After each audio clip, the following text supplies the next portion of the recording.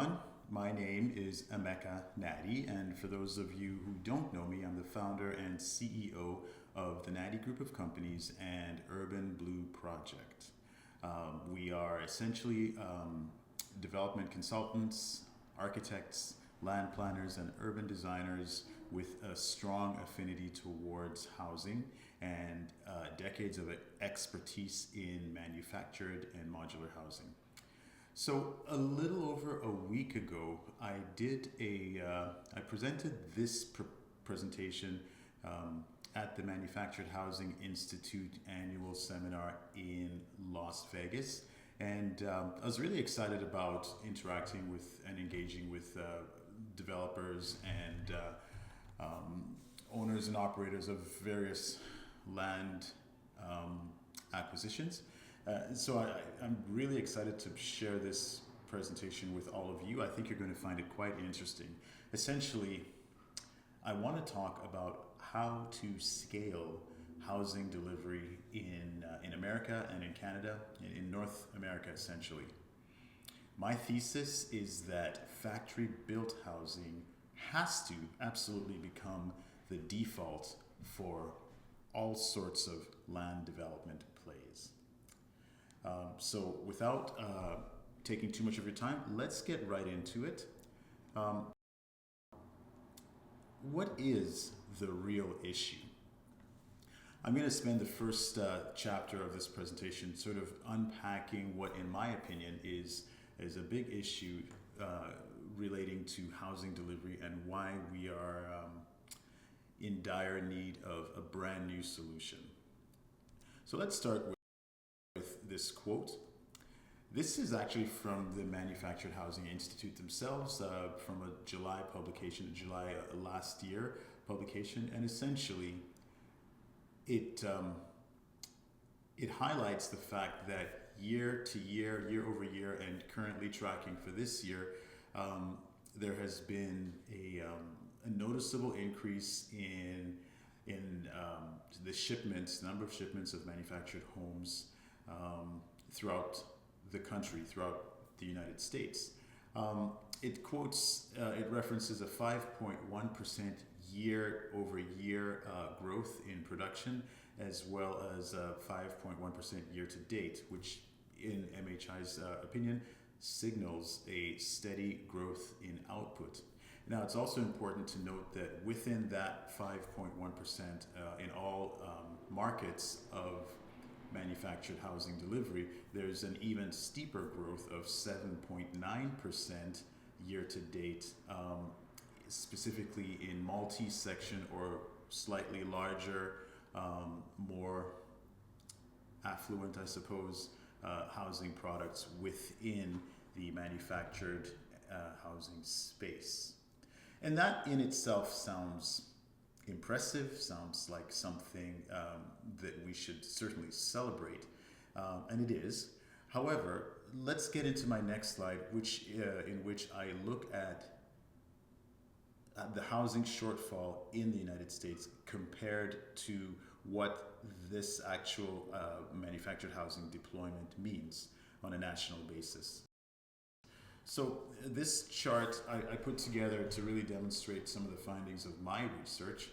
And if you look carefully at the diagram, the blue line essentially describes the overall housing shortfall in the United States, and it's measured on the left y-axis, on the left vertical axis in millions of homes.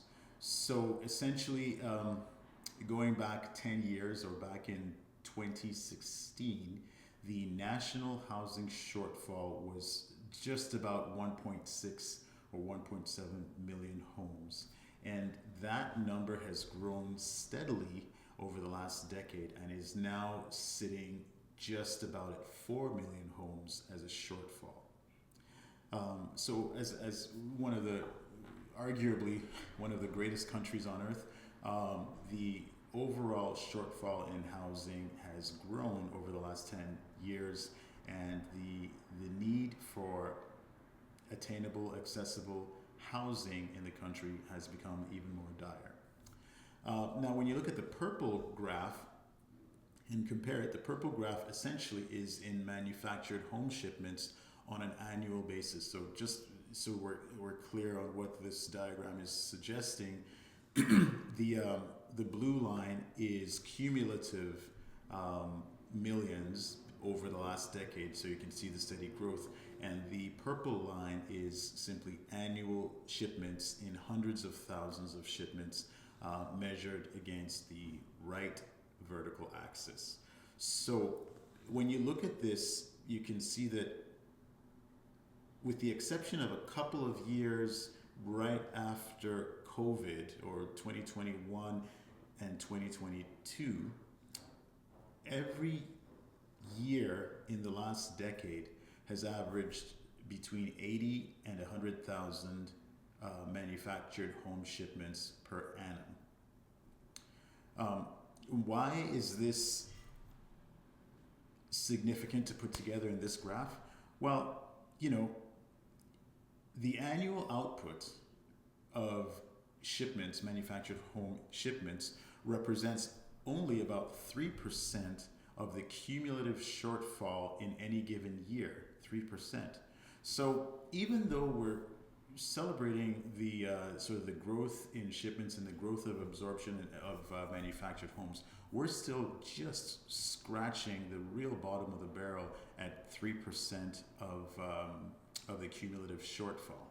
And the shortfall itself continues to grow in spite of the fact that, on average, the rate of production and the rate of shipments has remained loosely consistent over the last 10 years. Now, when you look at the shortfall of 4 million homes, that in and of itself tells me, tells you, should tell all of us that the potential growth in off-site manufactured modular home deployment and delivery is a business opportunity with virtually limitless opportunity, limitless potential, and we should pay attention to that. Now that's kind of a national, an American national picture within the United States of what's happened over the last 10 years. Let's look at the real issue, as I call it, a little differently. Let's look at it internationally. So on the international stage, this chart has really two main verticals. On the left vertical with predominantly blue colors, that's the housing shortfall of a number of developed first world nations. On the right side, with the predominantly purple colors, is the absorption or adoption of factory-built homes relative to those countries. So starting from the top, or maybe in some cases the worst offender relative to the housing shortfall, we can see Ireland.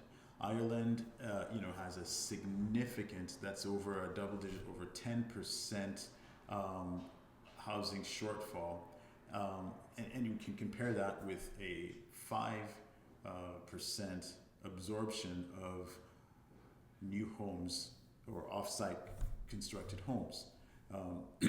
Canada, to the north of the United States, is sitting at about a 5.5% shortfall in housing, and based on the Canadian population, that translates to just over 3 million units of housing.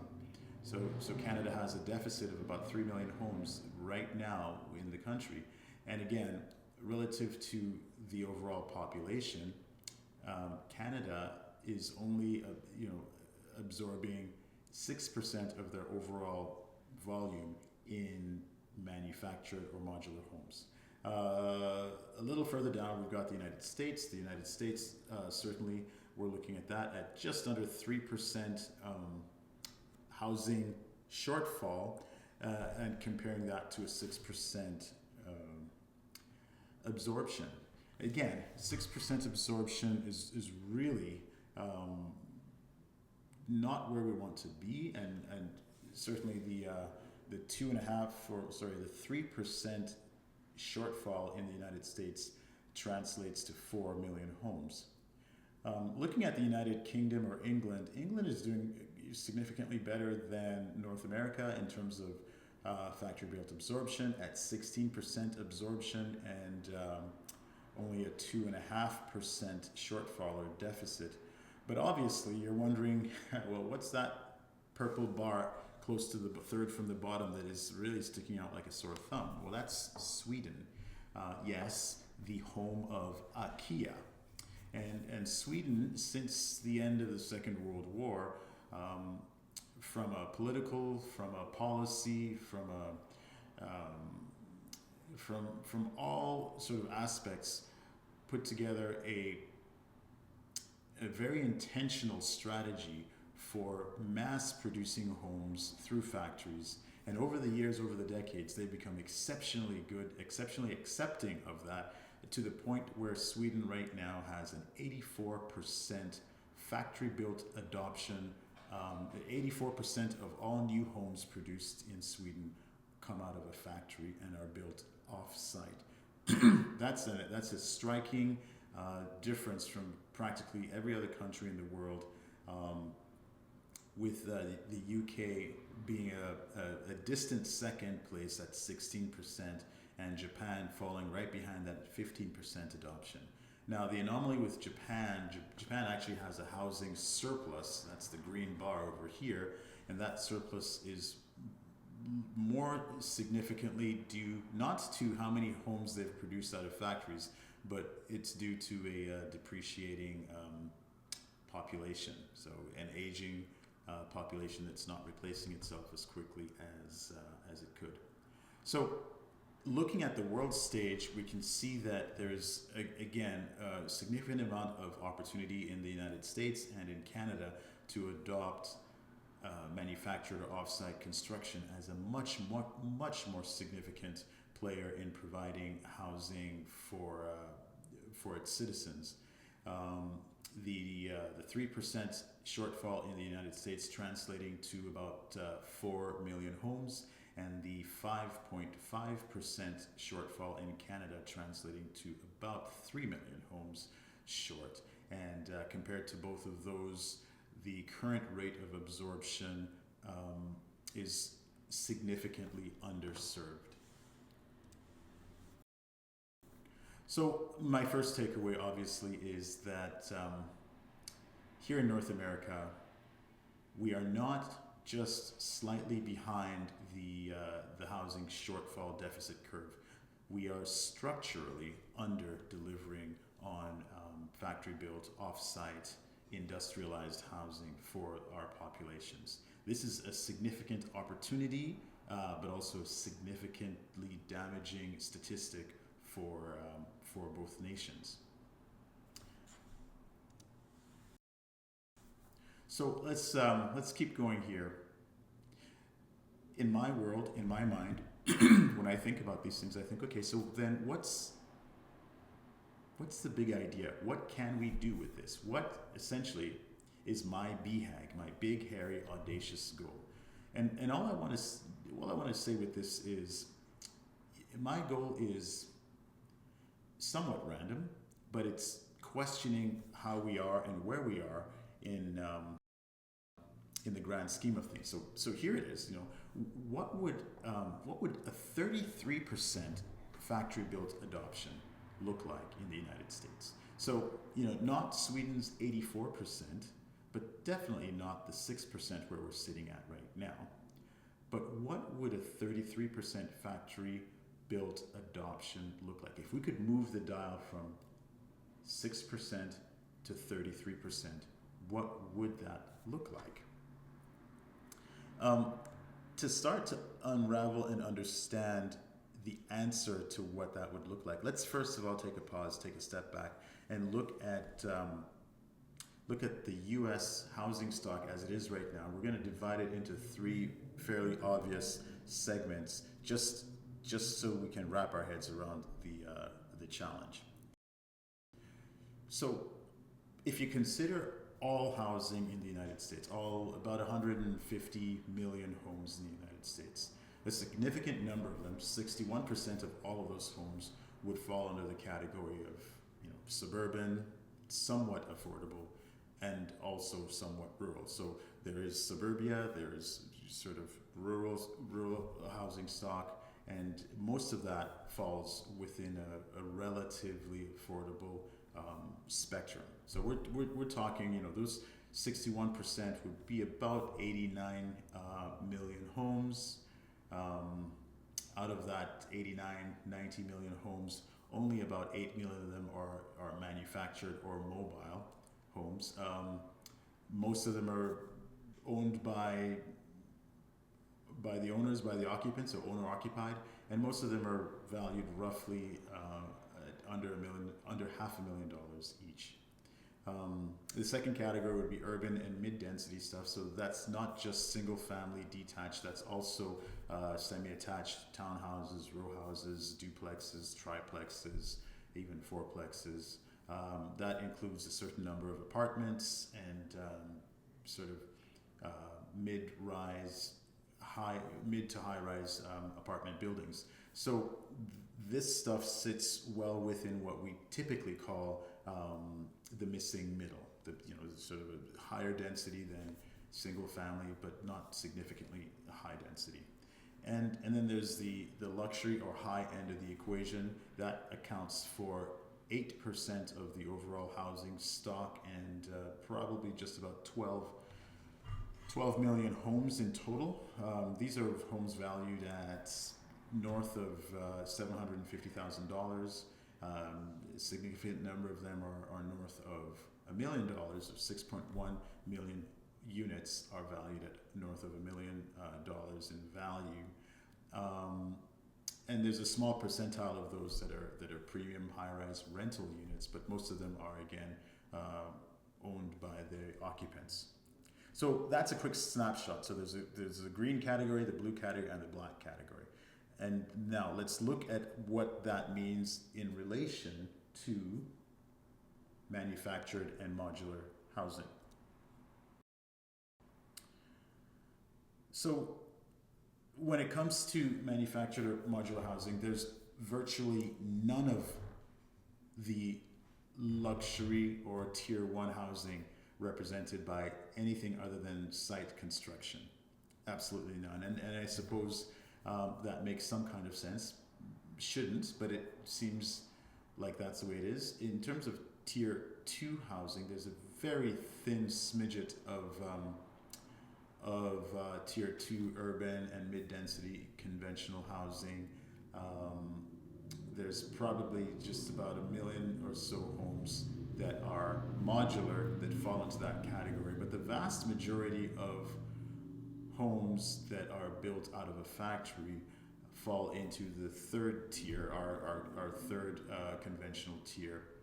And that represents about 9 million homes, and that's the 6% that we talked about earlier. So that's the lighter green shade of the pie. So yes, so the chart on the left really is just describing where we are today in terms of current housing stock.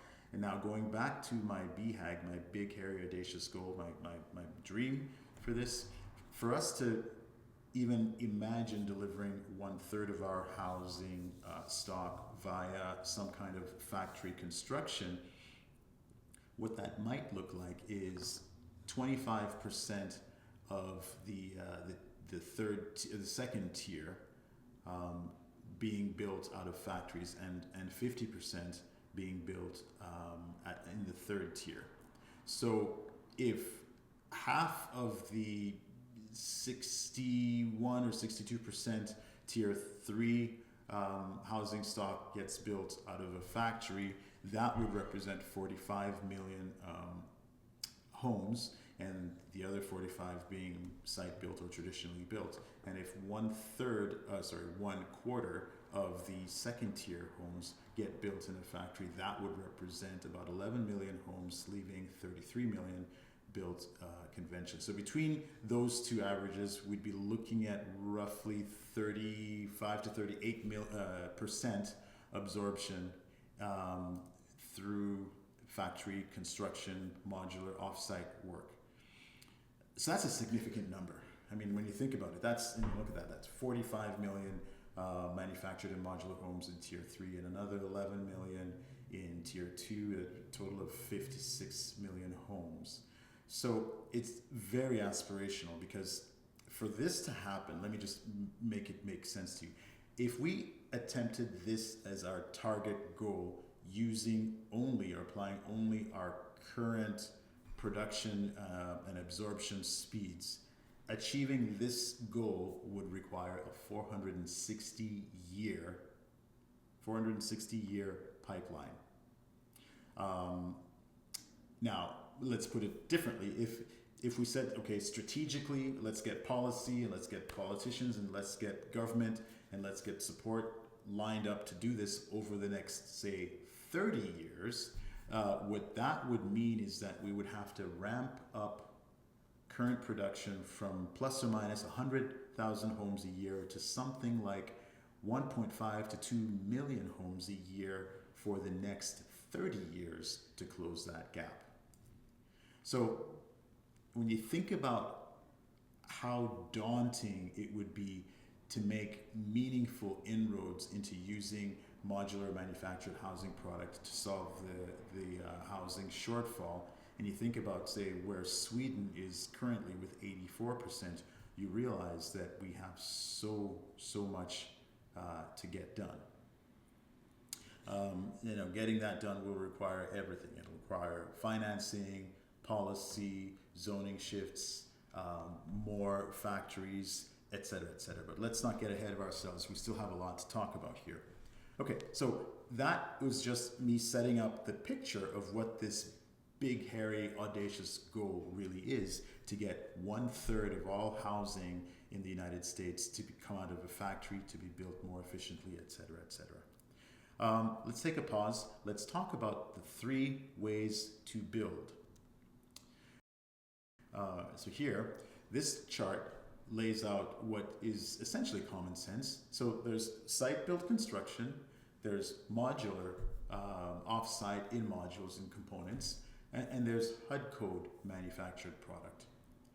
And there's a list of criteria on the left to each of these types of building methodologies. So let's talk about the build location, the speed, the cost predictability, the cost per unit, the labor model, quality control, financing, familiarity, zoning acceptance, and the best use case for each way to build. So it's no surprise that site-built product is, what that means is fully built on site. It's the slowest way to construct. It's the hardest to predict final costs. The cost per unit or per square foot is the highest. Because it's built on site, it is very tied to the labor market, and it's heavy on trades. The quality control is obviously variable. It depends on the builder, depends on the contractor, et cetera, et cetera. Financing familiarity, however, is very high. Everyone, every bank, every lender, every financier, every private equity firm, anyone who's investing money clearly understands the site-built model. Zoning acceptance is, of course, universal, so between state and federal building codes and zoning plans for different counties, municipalities, cities, states, the zoning acceptance is universal. And having said that, the idea that I'm pushing forward is that the best use for site-built work is in complex, custom, high-end, sophisticated, nuanced construction. And now there's the modular or off-site compartmentalized component construction. So that's a combination of between factory and site assembly work. It is between 30 and 60% faster than site-built work. The cost predictability is a little tighter than site-built. The cost per unit is in that medium space. The labor model is again hybrid because a lot of the work comes out of factories, but then there is a significant component that is assembled on site. So you still have to deal with trades to some degree. The quality control of the actual housing components is very consistent because most of that work is coming out of factories, and the financing familiarity is growing, but it's a little nuanced depending on where you are. The zoning acceptance is also on the upward swing, so that's improving. And essentially, the best use for modular work is in urban, mid-density, multiple floor, semi-compact locations, usually where the cost of land is a little higher, and yet there's challenges to construction. So keep that in mind for modular. And then, of course, HUD code manufactured product. The HUD code being a federal and national code that permits HUD code product to be used anywhere in the country without issue, certainly has some opportunities. So HUD code product, other than fastening them to foundations or to land, HUD code product is fully factory built. It is, in terms of speed, the fastest way to build. The cost predictability is extremely high because the pricing is what you pay once you negotiate that with the manufacturer. The cost per unit is the absolute lowest. The labor model is fully industrialized. The quality control is highly consistent. Now, the financing familiarity is nuanced. It is established but siloed, and we'll talk about the silo that the financing fits into currently and the challenges there a little later in this talk. The zoning acceptance is very inconsistent. Now, HUD code manufactured product is the best product for scalable, affordable, volume development, including suburban, rural, and everything in between. So the point I was trying to make with that conversation is that these three building systems shouldn't compete with each other. Again, going back to the 4 million home deficit, there's really nothing that we can do right now in this generation or in the next 10, 20, 30, 50 years that would create competition. The idea of these building systems competing with each other is really just a mirage, and it gets in the way of us getting to work. These three systems all have a role to play in providing housing for North Americans and for Americans, and they should be considered part of every land developer's toolbox. That's the second takeaway here. Now, so let's talk more about land development. This is the crux of my talk. Land development and the land development solution. Let's get into it. So really, the spectrum of land development, of development work that I want to talk about in terms of land development falls into these 6 categories. So everything from urban infill through mixed use, suburban, rural, and even resort projects, resort housing, second home, cottage country, things like that, and special use, which might be workforce housing or seniors housing or things like that. All of these different aspects of land development are what we're going to consider today. And the question is, how does off-site factory-built construction provide value or bring value to each one of these different buckets? Let's start with urban infill. So, and when I talk about urban infill, this could be stacked apartments and condos, urban co-op housing, townhouse, row house housing, or small lot detached or semi-detached housing. So, okay, on the blue category on the left, we're talking about critical issues facing this sector. On the right are the advantages that off-site factory building bring to the table. Okay, so I won't go through every single one of them, but essentially, in terms of off-site factory building, the key advantages would be, we can use modular construction to deliver product just in time to minimize site storage. We can use crane set installation, which will cut down costs and schedule by 40 to 60%. We can reduce site noise and dust, which will lower neighbor opposition and disruption. The off-site labor sidesteps areas, urban areas where labor costs or labor shortages keep the expense high. And the compact delivery footprint can fit really nicely within dense city streetscapes or urban spaces. It's a lot of advantages that manufactured and modular housing bring to that. In terms of mixed-use development, which is, again, I like to talk about this as missing middle development. We're talking about more dense residential development mixed with some small commercial, corner store, corner shop type development. So in a mixed-use scenario, we can build modular residential floors right on top of a ground floor plinth, which is commercial or site built, and create a parallel path to delivery.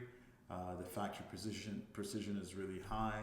The predictable module pricing really assists lenders in this very sophisticated development typology of mixed use. The faster residential occupancy enables quicker lease up and generates revenue quicker, and the reduced on-site trade congestion helps with overall construction, and lots more advantages to that. In suburbia, this type of construction, manufactured or off-site construction, enables amazing, true scale economics. So this is where the deployment of manufactured housing at scale brings real value. The consistent factory quality reduces warranty callbacks. The faster cycle time turns lots around quicker, which improves your ROI.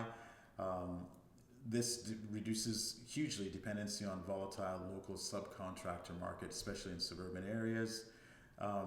The square foot cost competitiveness versus site built or stick built home at volume is massive. Those are just a few of the highlights. There's a lot that I'm not sort of reading out to you, but you can see them for yourself. And then similarly with rural development, in terms of rural development, the labor market is the most difficult to really deal with in terms of rural housing products, because sometimes it becomes next to impossible to find quality labor or any labor to build these homes. And we'll leave that there. There's still a lot to say about that. When it comes to resort and hospitality development, think about units that get built and completed off-season in a factory, so that as soon as the season rolls around and the units can be brought to the site, they're installed quickly during the sort of the narrow window before full-blown commercial season. Think about being able to build stuff in locations or areas that are unique for their, stark beauty, but also challenging to get a labor force or to even get access to these places. Modular and manufactured construction can help solve all of those problems in a resort or hospitality development project.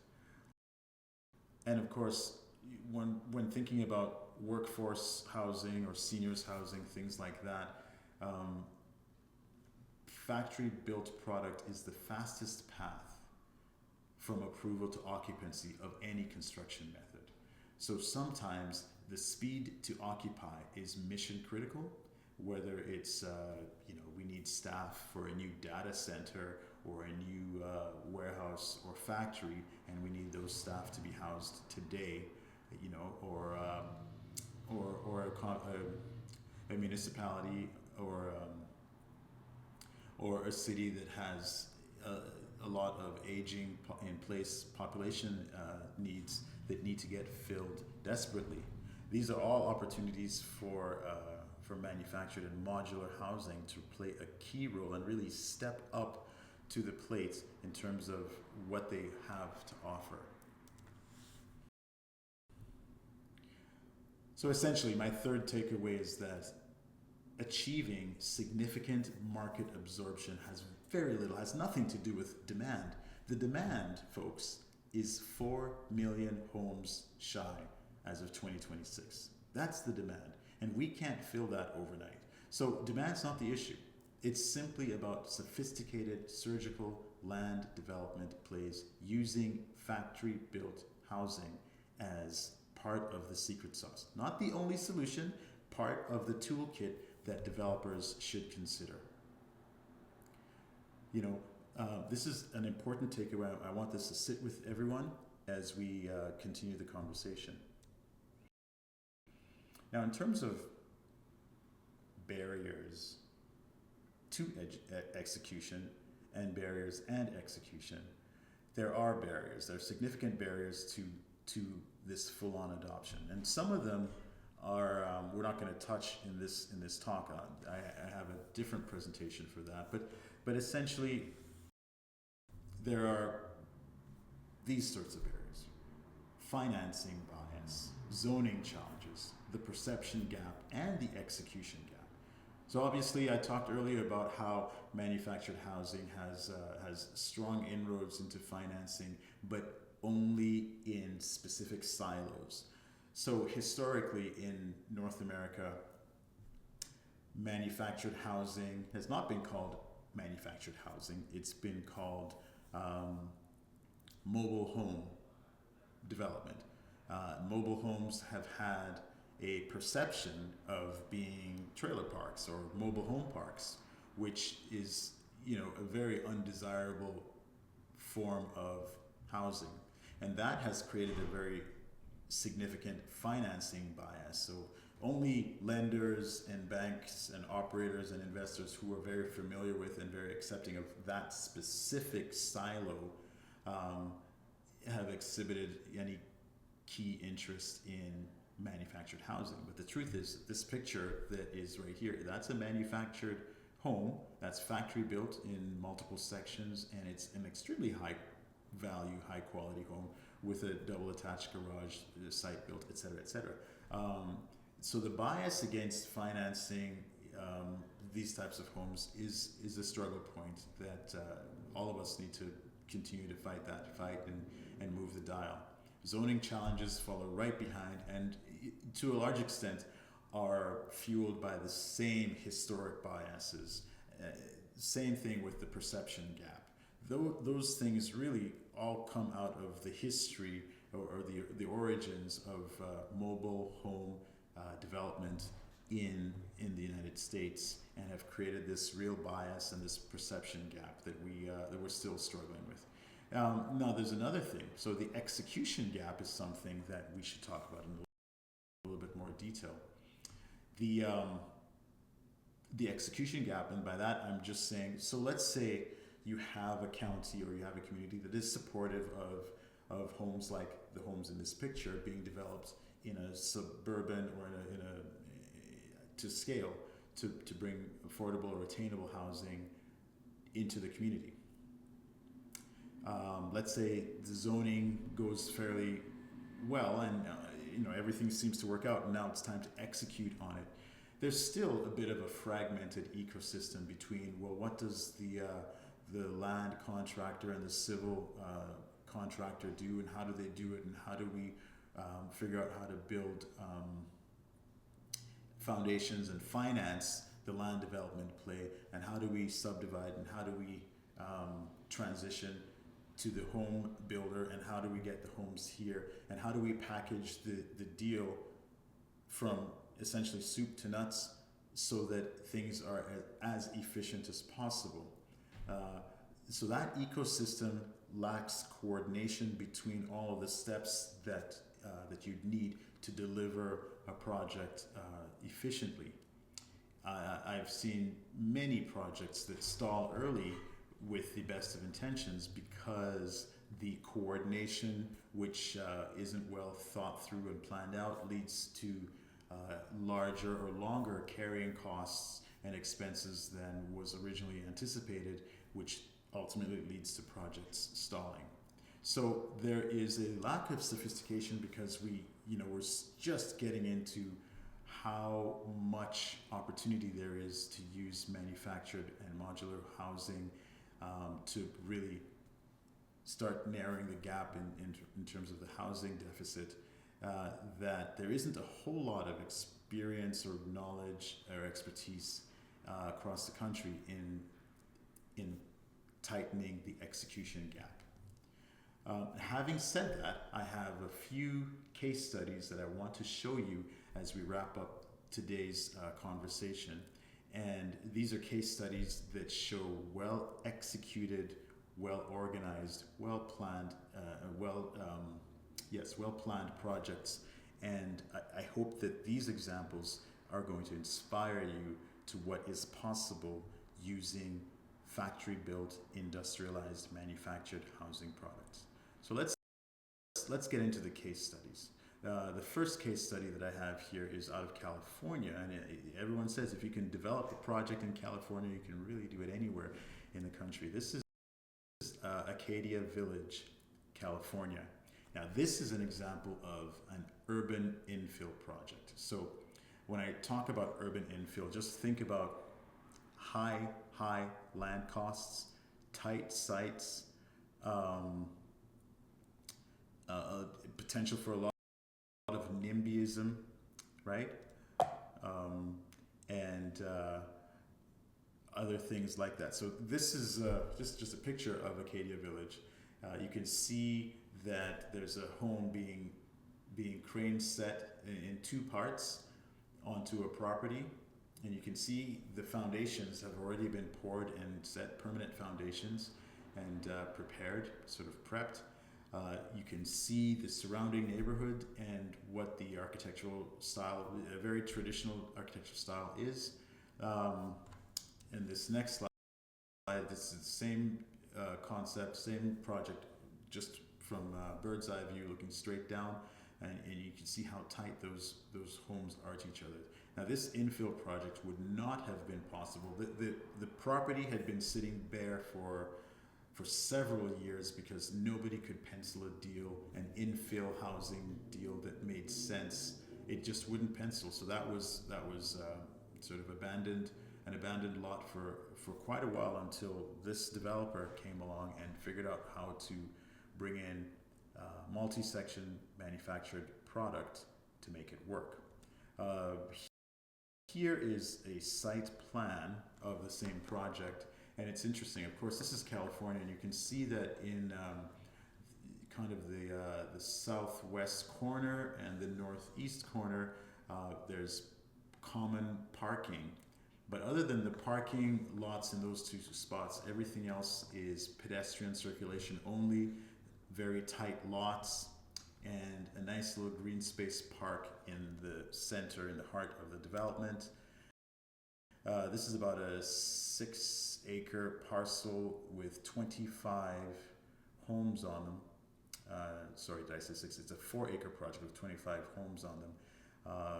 And this is an artist's rendering of what this might look like upon completion. So a wonderful example of where factory-built housing, high quality, traditionally architecturally inspired, very tight timelines from tying down the land to prepping the site to preparing and building the homes in a factory, deploying them and setting them. Very tight, very high cost, carrying cost management and project management through from the beginning to end. This is the kind of magic that manufactured housing can bring to the table. My next project is in Minnesota. It's called Mineral Springs Estates. This project, my firm, Nadi Group, actually designed. It worked through the master planning of it. It's larger than the previous project.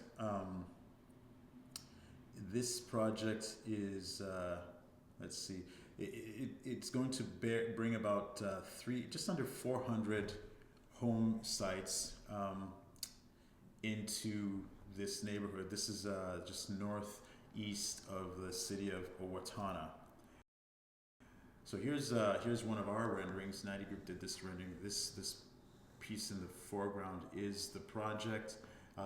There's a significant number of potentially modular townhouse product as you enter into the neighborhood. Townhouse product, apartment style builds, like 2 or 3 story walk up apartments, and row housing within the core. And then around the perimeter are significant single family, cross mod, or manufactured home projects. This is a different view of the same project.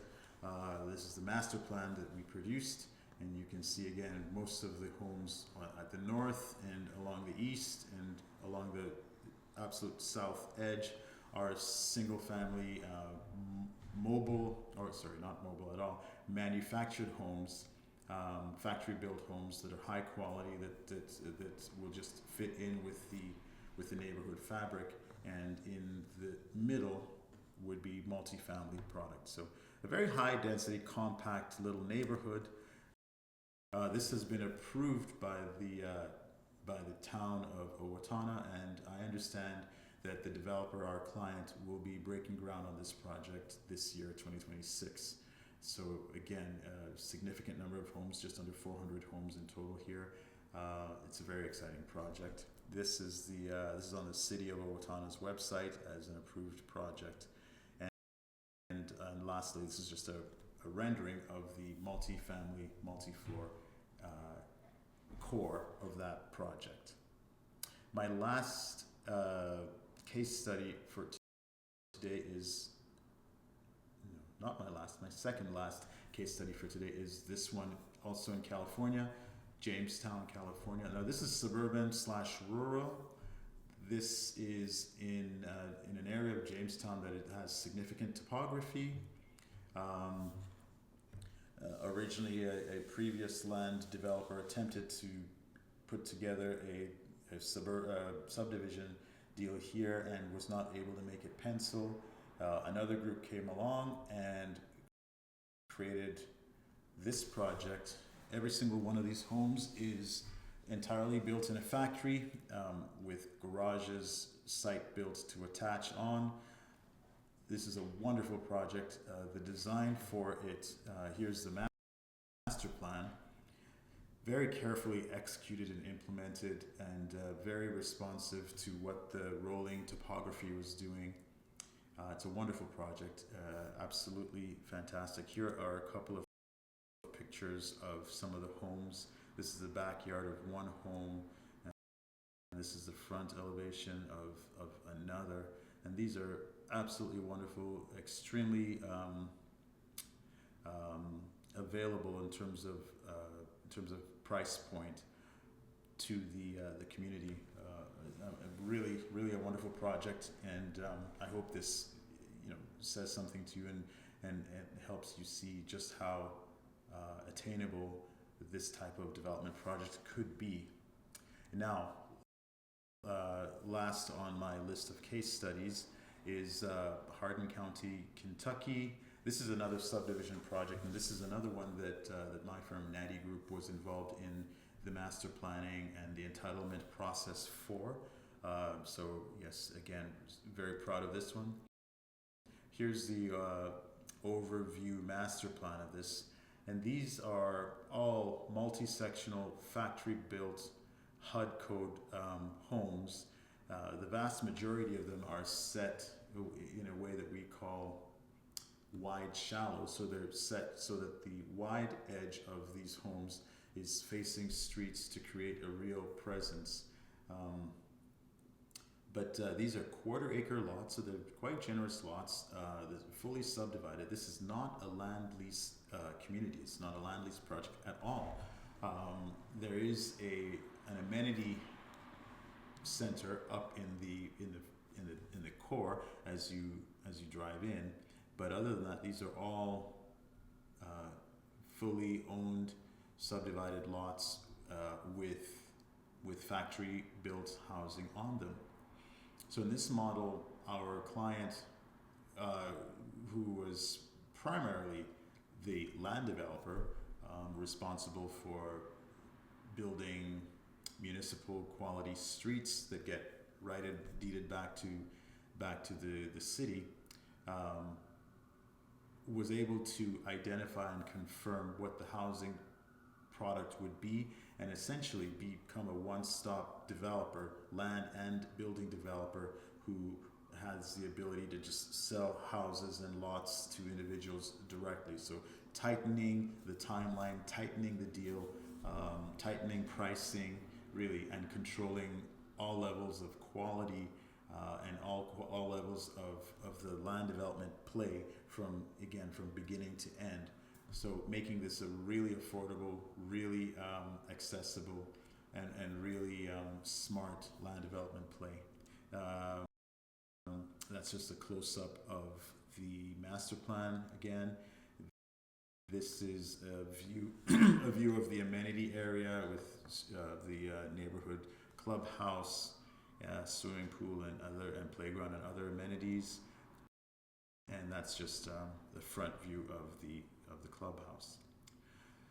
So I hope that this has conveyed some of my passion, which is, we have to find a better way to attack and deal with the housing shortfall in North America.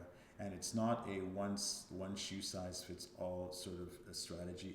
We need to use and incorporate site construction where it solves the problem best. We need to access and take advantage of modular construction where that is the secret sauce. And of course, we need to embrace HUD code, single family, factory built, industrialized housing for a vast majority of the access to affordable and attainable housing that we need in the country.